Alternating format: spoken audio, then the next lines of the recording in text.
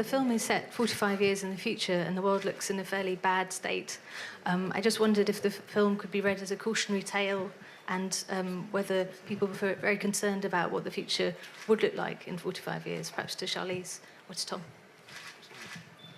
I very much think it is, and I don't want to speak for George, but what I took as a viewer of all of the Mad Max films was that they felt very grounded in a lot of real events or events that we've talked about or scholars have talked about. The idea of globalization and global warming and the issues of drought and value of water and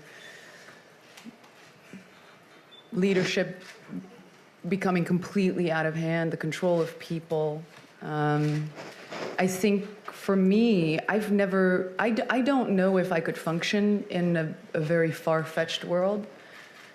I don't know, maybe my imagination isn't good enough. So for me, this felt very real. I felt like it was grounded in so much truth. The sandstorm in the film, there are images right now on Google of, Sahara Desert sand being blown like that, in that state, all through Asia.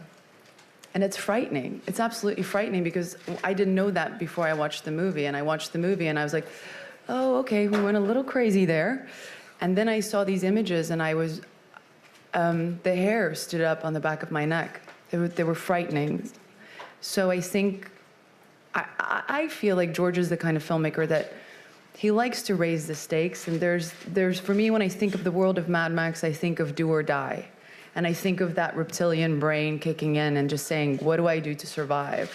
And it's in a world that I think makes it even scarier because it is something that is not that far off if we don't, pull it together.